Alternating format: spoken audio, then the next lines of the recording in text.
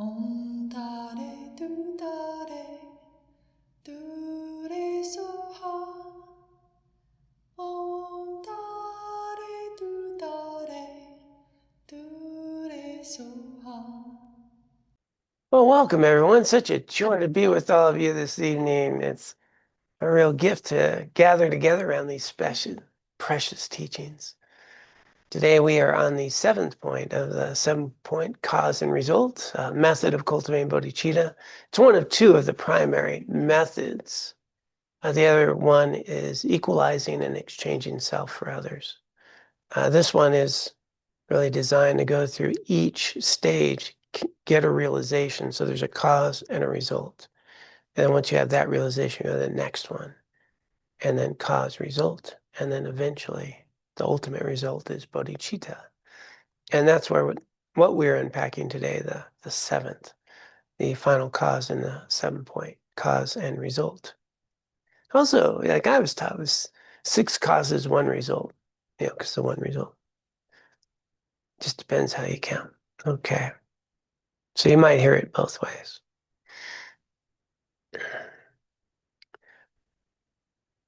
The 7th and final step, bodhicitta, is the resulting culmination of the previous 6 steps, especially the great resolve. When we investigate how we can fulfill the sense of responsibility to free all beings from suffering and bring them all to happiness and peace, we realize the only way to do so is by becoming a Buddha. This is because only a Buddha has removed all obscurations, both those preventing liberation and those preventing full enlightenment from their mind, and has perfected all positive, beneficial qualities, and is thus in the best position to help others to do the same. You can refer back to the qualities of a Buddha explained in the meditation on refuge back on page 91 to refresh your memory of these. In this way, the aspiration to become fully enlightened, a fully enlightened Buddha, in order to help all beings, arises in one's mind. There's a little detail there. There's these 2 layers of obscurations. One is liberation, arhat. You are free. You have achieved nirvana. But there's a very thin layer of obscuration left. So even though you're free of samsara, even though you're liberated, even though you've attained nirvana, you're an arhat, there's this thin veil that really slight obscuration. So not fully ultimately realized, not a Buddha, but an arhat. And then the description of it, it's kind of like, if you're cutting onions in a home, right? You smell the onions, you got the onions. Well, you can remove the onions, but you still will have the lingering smell, sort of subtlety of an onion, even though they're not there. So it's kind of like that. That's why they describe it. But we can actually attain complete obscuration. It's all removed, and recognize our Buddha nature. Be a Buddha. So let's, I did not pre-read this, so curious what we're about to read. Scramble a little bit today. So she's going to guide, as we normally do, we go through what you would do in a meditation. Begin in this meditation on the great resolve. Visualize yourself surrounded by all sentient beings, or as many as you can imagine, comfortably.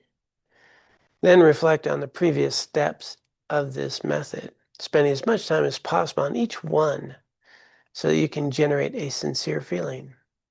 Equanimity, it's ground zero. Seeing all beings as your mother, that's 1. Remembering their kindness, that's 2. Repaying their kindness, 3. Great love, 4. Great compassion, 5. And a great resolve, 6. Then contemplate, I have received immeasurable kindness from every living being and will continue to be benefited by them far into the future.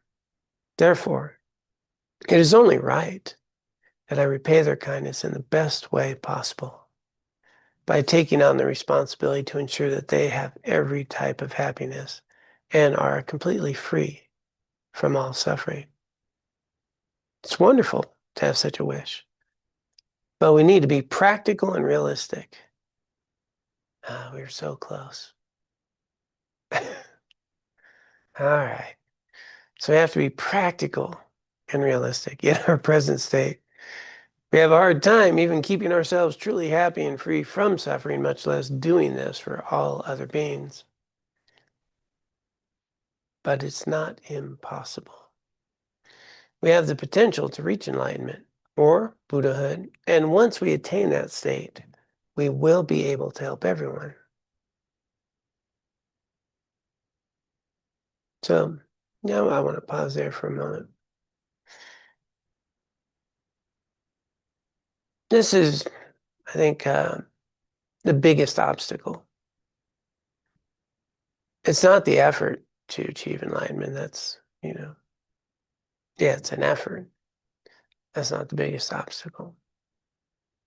The biggest obstacle is, generally we don't believe we can do it.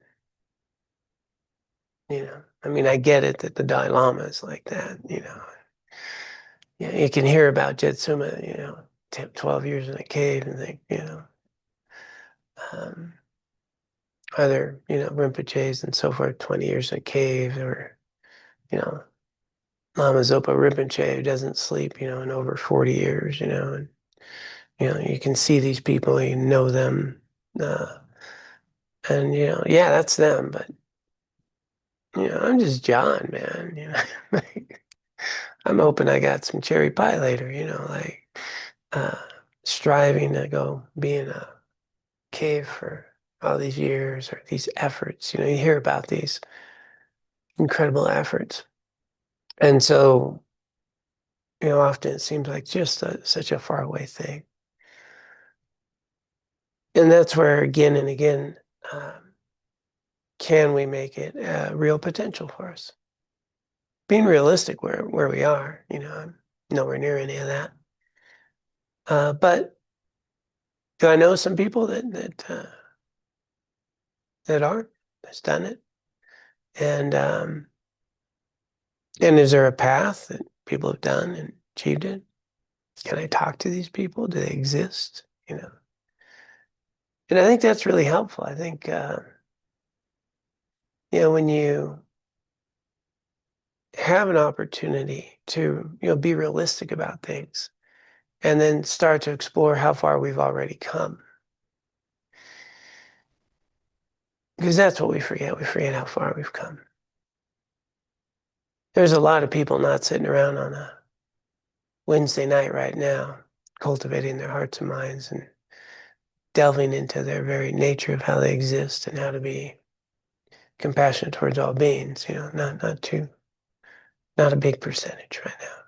There's a lot of kind people, but that extra nudge there. We've come a long way, created incredible conditions in our lives. I'm thinking of Drupal Samten, she was born in India. She was an actress, famous, famous Bollywood actress, renowned, and shared teachings by Dalai Lama, You want to talk about worlds apart, and it opened her heart. And then she would escape to go have teachings from him. And she had a clandestine life, do the acting, all those things, and then, come home. And I heard one of her, talk, she said she had a sign, because they asked her, how can you do this double life, the whole ego and all that of that industry. So she had a little sign, leave your shoes and ego at the door.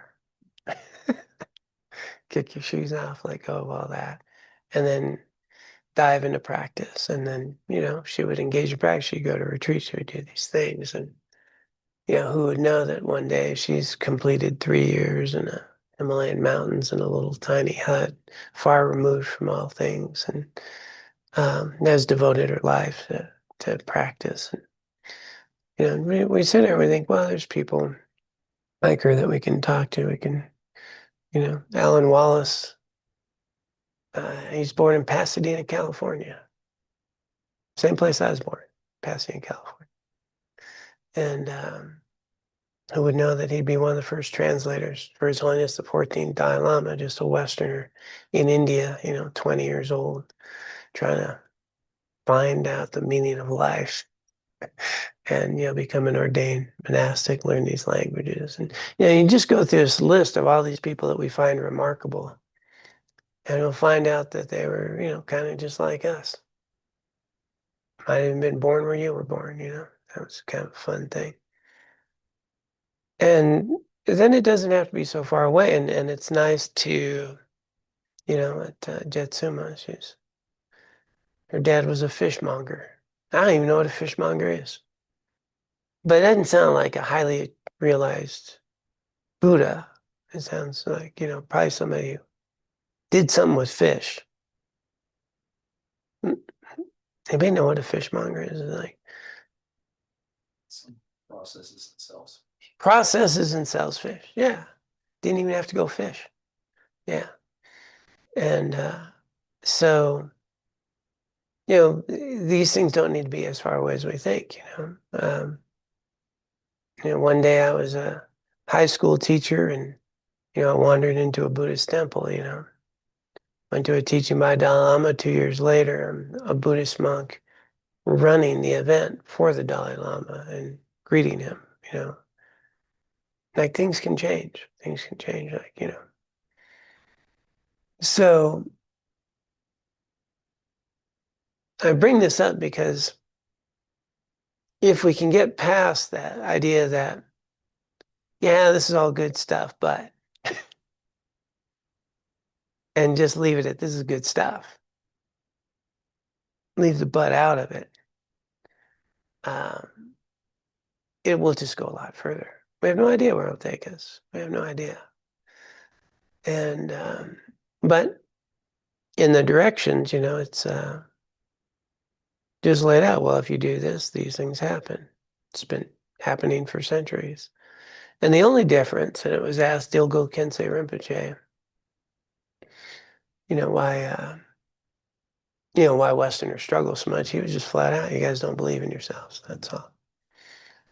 And His Holiness the Dalai Lama was asked, how come there aren't as many people getting enlightened these days? He said, just because they don't do the things that we did. That's all. Not that we did. He didn't imply he did. He would never say that. He just didn't do the things that the masters have done, But we do those things. And so this is not some faraway thing. This idea that I could have a heartfelt, deep, inspired aspiration to free all beings from suffering. I mean, that's a big. But we want to look at it incrementally. That, yeah, of course, I help some people, and I have sadness when I see people suffer. And I may have even noticed that when a friend of mine is suffering, it's really easy. And I may have noticed that someone I don't like, when I hear they have, a disease they just found out, suddenly I shift a little. Or they've had some trauma I didn't know about, and that shifts a little. Then we start recognizing that actually this compassion is already there. It's not something we have to go get. It's just covered up with all of our defenses and our differentiations and the constructs that we build. And it's really much more a layer, taking off layer after layer to who we already are. Buddha nature is already there. Within Buddha nature is Bodhichitta. It's there. And what we want to watch is all the barriers we put in the way. When we label, when we judge, when we do these things. Is it appropriate or accurate? Is it helpful or is it not? And as we recognize and start to deepen a realization of our interdependence and truly get a sense that all beings are giving life to us instead of just a nice, interesting philosophical conversation about it. Then it's like, wow, of course. And it's just uncovering. So it's doable. And if we know it's doable, or have an inkling it's doable, or a seed that it's doable, it's going to be much more doable. I used to have a sign in my classroom. It said, right above on top of the board, if you think you can't, you're right. I also had inspirational stuff too, but that was this big barrier that we can put on ourselves. So yeah, I think that's an important discussion piece as we hear these things, and they seem so grand, and they are, but so are we.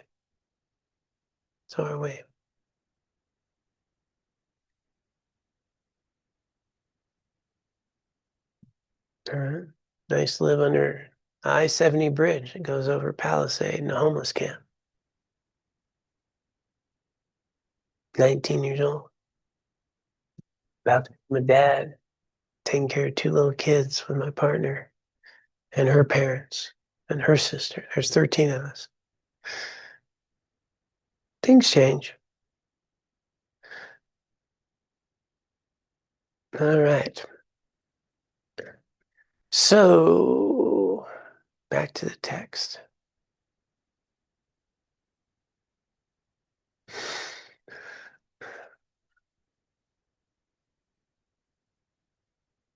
This will pop up and sits okay. To understand this better, contemplate the qualities of a Buddha that enable him or her to benefit others. Pure, unconditional love and compassion for all living beings without exception, and an unwavering commitment to help them attain enlightenment. Buddhas also have perfect wisdom that sees the true nature of all phenomena and thus are free of all imperfections, especially the deluded obscurations that prevent liberation and the obscurations to knowledge that prevent enlightenment. So those are those 2 obscurations. So if we start to understand that's all it is, it's obscuring. We're there. It's there. It's not we need to go build something, create something. It's there. It's just obscure. They have perfect, skillful means that knows the best way to help each being based on perceiving their individual karma, inclinations, personalities, and so forth. Buddhas also have special abilities, such as emanating many different forms at the same time to help numerous beings throughout the universe. It's also helpful to contemplate that Buddhas are free of all personal needs and desires. They never become tired or discouraged, never need to take a holiday or even a coffee break. Hopefully they get to anyway. I mean, it's one thing to need it. It's another opportunity to enjoy it. And thus, they can work for sentient beings every moment, 24/7. And so this is also key here. A couple things around this.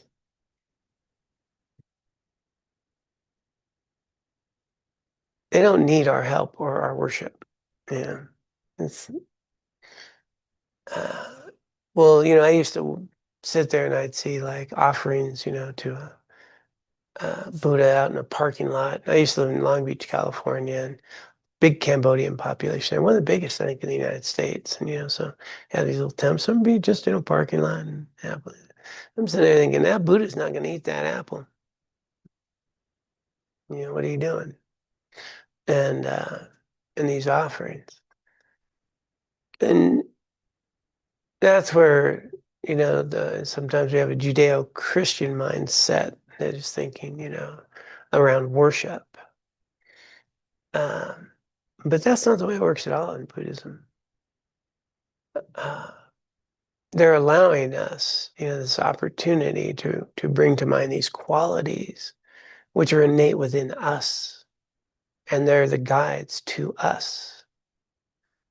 And so they're putting their effort out there, and our opportunities to cultivate merit, to, prostrate, to make offerings, to, set up nice water bowls and invite the best guests. We're ripening our minds. We're ripening our minds with this is a sacred place. This is special. This is important. When we wrap up a Buddhist text in a nice cloth, it's nice. And so what it's doing is ripening our minds. It's distinguishing that there's something very sacred here. And these are qualities to admire, but they're also within.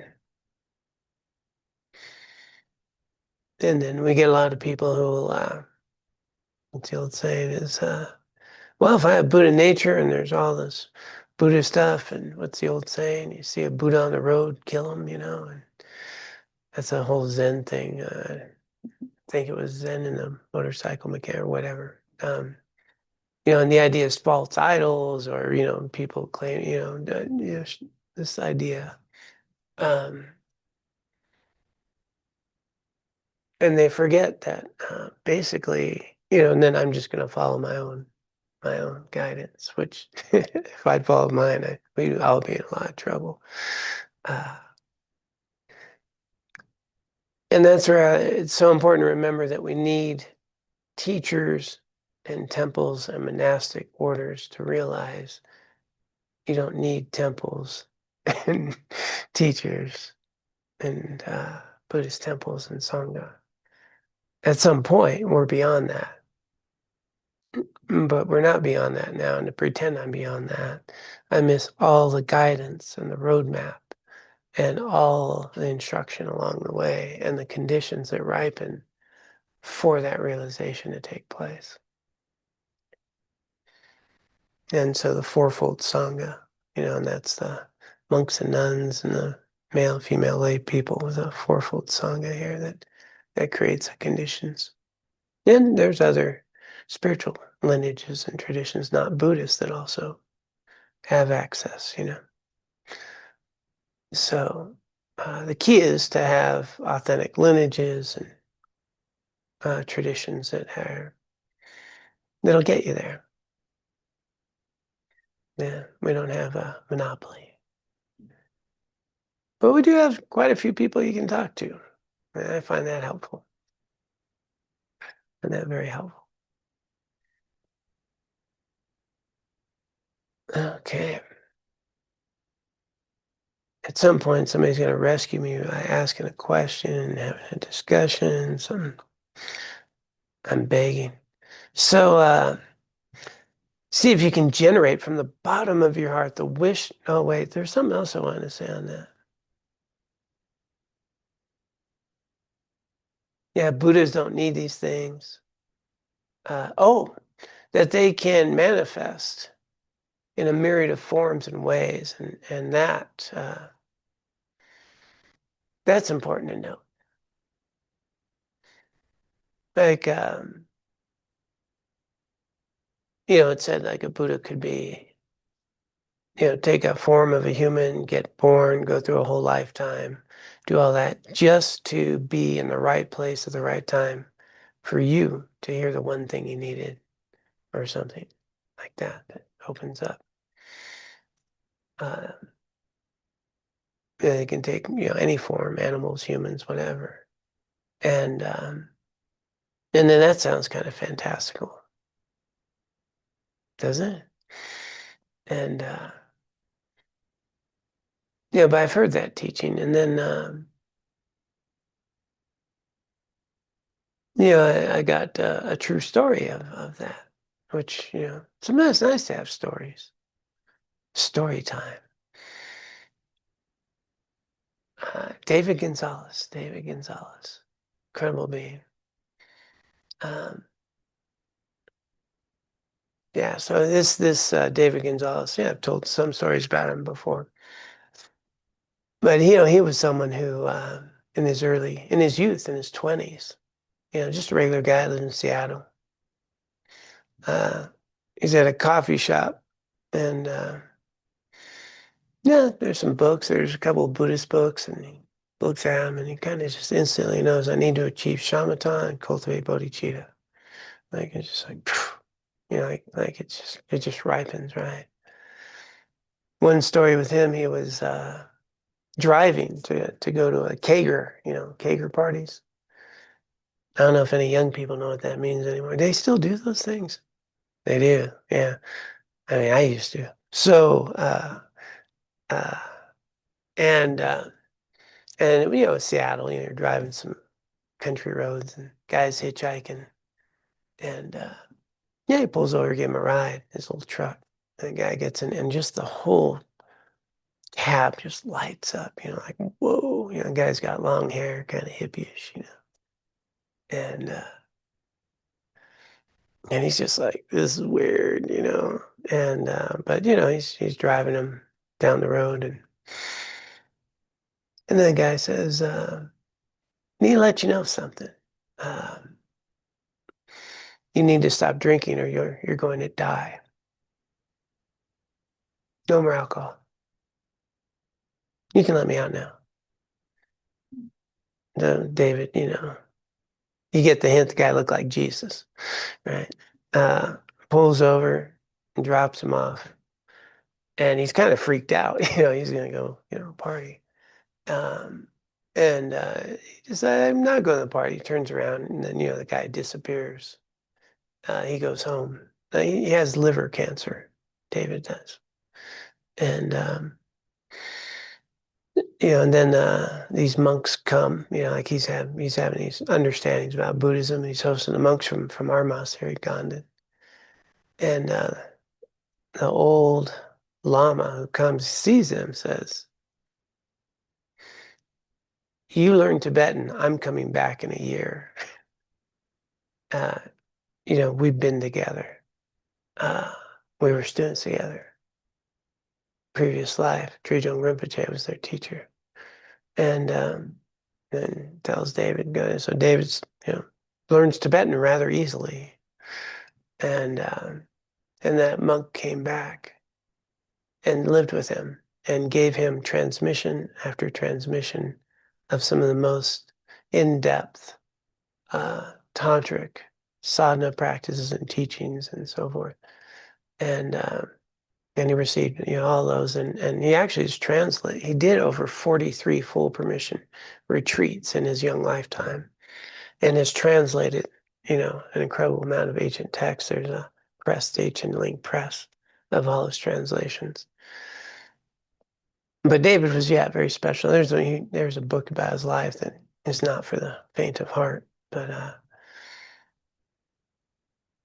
to get to the story here is that throughout his life, through all these things that happened, his aunt was one who kind of took care of him. He's a little challenging with family stuff, and he had these practices, and he's a very humble guy. But his aunt took him in and lived with aunt, and when she was passing, and she was very, she had Jesus, Jesus was a part of his experience too. She was, getting older, and she's getting ready to pass, and Lama Zopa Rinpoche was with him and sitting with his aunt in her bed, near death, and towards the end of her life, and so Lama Zopa Rinpoche, very, this great lamas sitting there, and his aunt pops up and just starts telling Lama Zopa Rinpoche what to do. Like out of the blue, just starts giving him total directions and blah, blah, blah, blah. And David's sitting there going, how's my aunt know any of these things?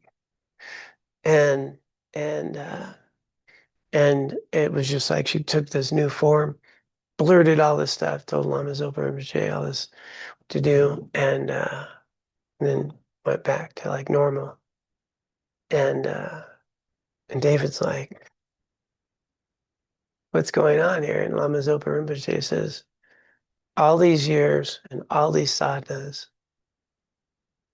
that you've done, don't you know who she is? She's been your Dharma protector in this form for your life." And name that deity. And yeah, I'm goosebump here on that. It's just this person in human form, And she gave him her house, and his bedroom would have Jesus and the Buddhas, the Tonkas and lineages there.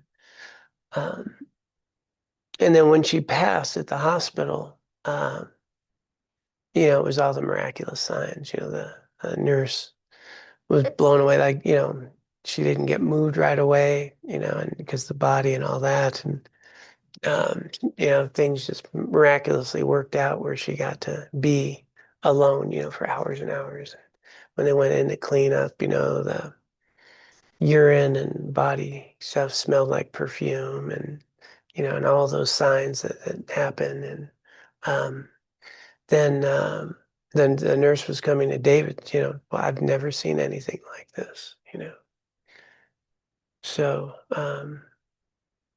yeah, so these things happen. I got to live with David for a little bit. I knew him well. I used to share some of these stories with me.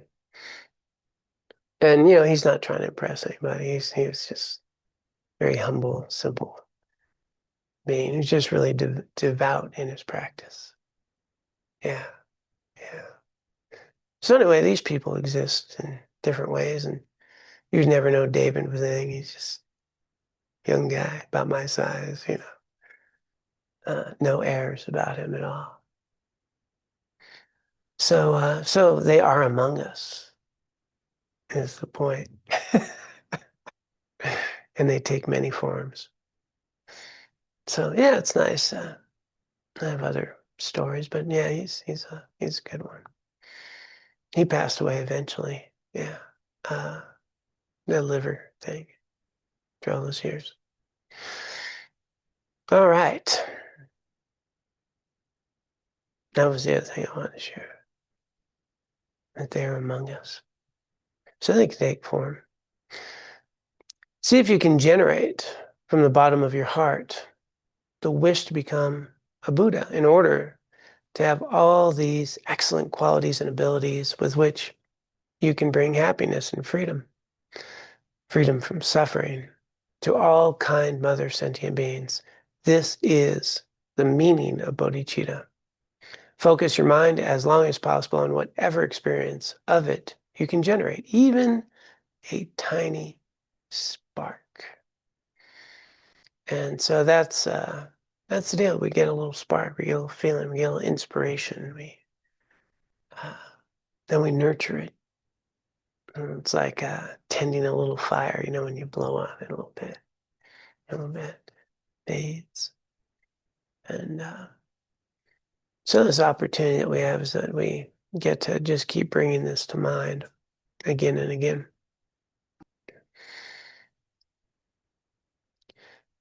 Conclusion. Wishing to be wishing to be of the greatest benefit to all kind mother sentient beings without exception, determined to become a Buddha with all the qualities necessary to lead others to a lasting state of happiness and peace. This is the beautiful attitude of bodhicitta.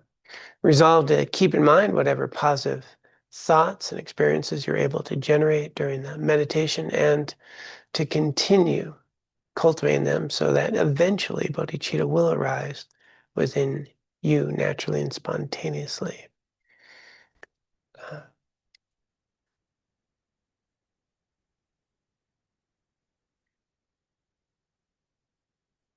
All right. Got a hand. All right. John, I was after our 7-point mind training or during it yesterday morning when we were talking about all 100% of conditioned existence is samsara with no exceptions. And the remedy to that is how you show up and what your intention is when you do worldly activities. It struck me what a monumental shift that's going to be. And I don't want to call it a task because that kind of puts a bad spin on it. But to change that, change the samsaric or the eight worldly, doing activities out of the eight worldly concerns, to shift to doing them with an intention to be of benefit to others, or I don't know, maybe there's a better way of describing what that intention would be. It just seems somewhat Herculean. And yet you've done it sometimes, haven't you?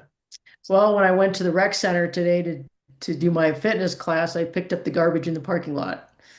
So, There you but go. it Yeah. just, I think that again, the problem is that we forget. Like it's so difficult right now to remember, and maybe my expectations are too high that I remember 24/7, but I can have this, this great intention um, for a short time and then I forget and start, operating in samsara. And then something reminds me, and I have this good intentions for a short time, a very short time, and then I forget again. But I mean, I see the value totally, and it finally kind of struck me yesterday. It landed that it's all samsara, and I think that's where Kurt kind of popped in and agreed. But just wow, what a monumental journey. And the issue we forget. That's Jetsuma says that's the whole problem, really. We're good for a little bit, and then we forget. Then we forget, and so yeah, that is the deal. And so we keep remembering. The word mindfulness is a state of non-forgetfulness. It's a state of remembering. And so as we get better with mindfulness, we forget a little bit less. We remember a little bit more. And so that's where these methods can be very helpful, especially check-ins, set some appointments yourself to remember.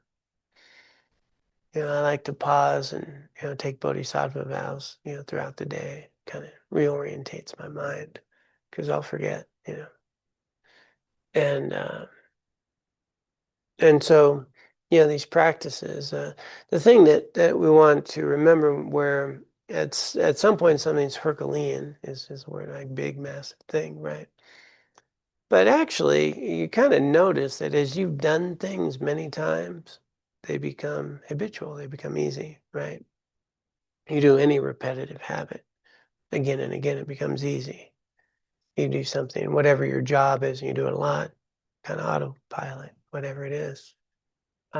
Even people on assembly lines, man, it's amazing how quickly they can move their fingers on a thing where before it was just really difficult.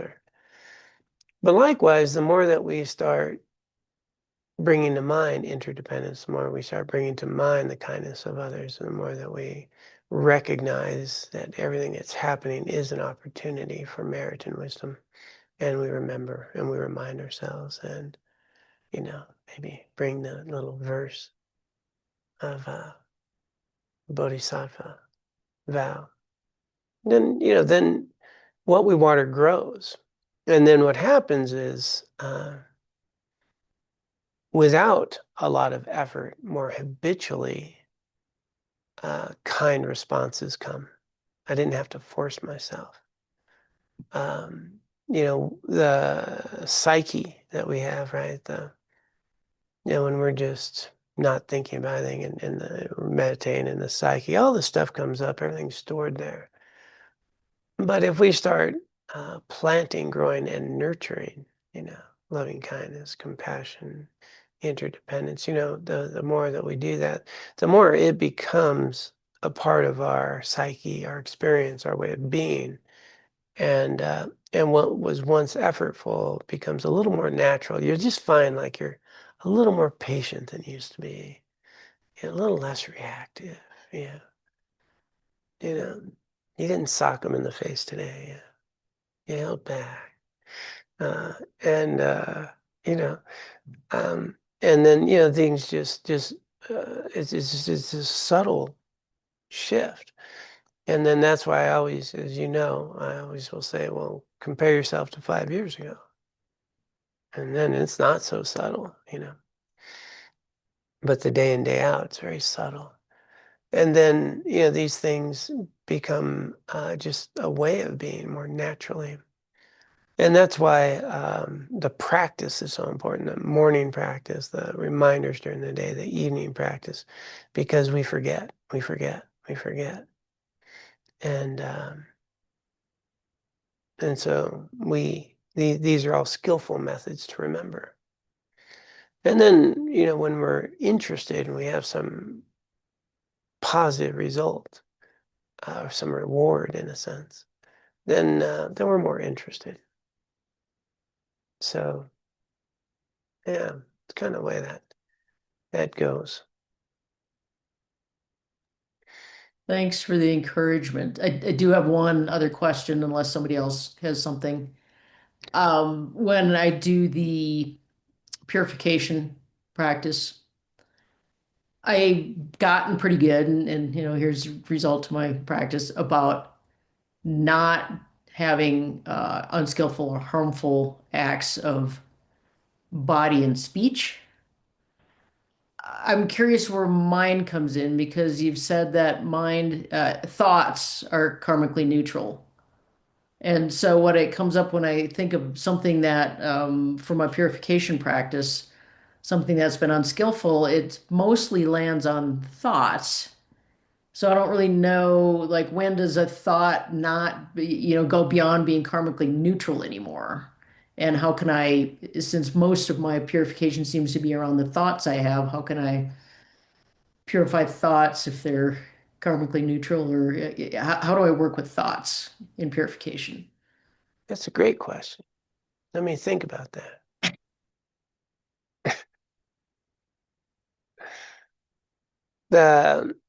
So the ethically neutral part of thoughts and so forth that arise in the mind, I, can have some pretty horrific ones pop up. Uh, what matters is how do you engage with them.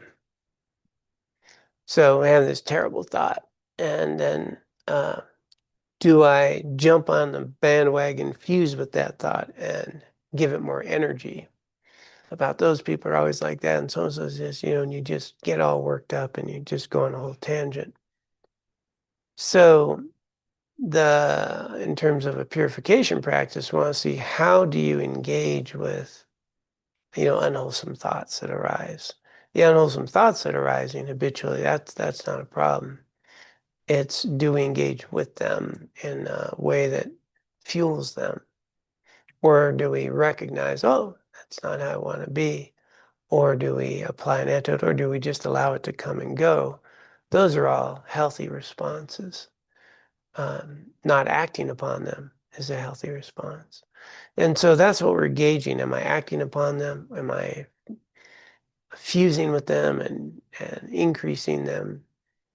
So it's really much more about how you engage with those thoughts. And if everything in your mind was just, raging and upset and, and all this stuff's going on, and yet you resisted shouting at this person in a mean and harmful way, that's great. Where we get into trouble is to think that we wouldn't have any harmful, rageful thoughts. That's maybe someday that might happen. And so I think a real good purification practice or evaluation karmically is how gentle am I with myself when I have such thoughts? I think there's a good piece there. Is that helpful? Yeah, I kind of suspected it was something along those lines that a thought comes up and then it's the, what do you call it, the secondary thought or the ongoing nurturing of that thought. Yeah. Is where the problem comes in.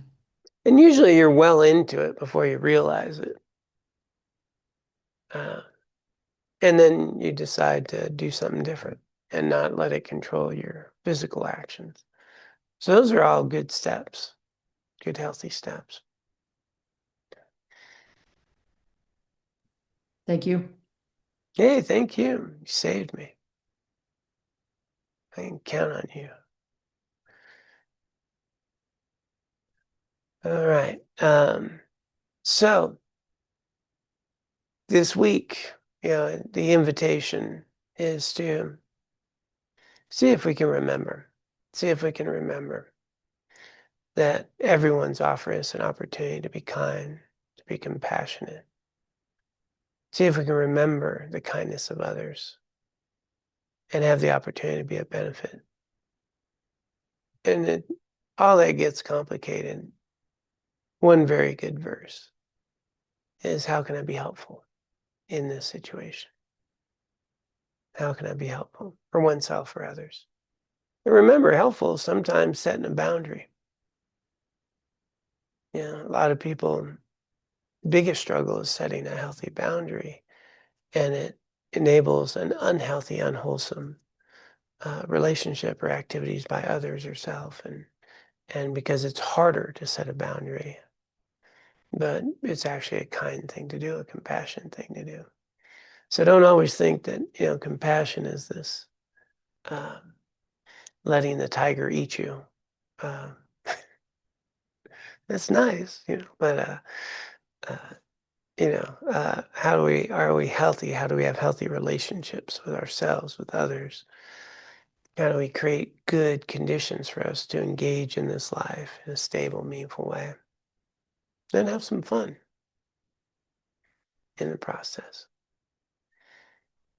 So let's do our best today, this week, to cultivate these qualities of great compassion. And notice that you can do it in small ways with some people. And don't forget, you are some people. Everybody gets caught up, yeah, you're for all sentient beings, and you forget you're one. You're one. And you're not going to be able to help too many people if you're not helping yourself. Yeah. Let's go ahead and dedicate the merit and wisdom. The time that we've had here together. I'll bring up the dedication.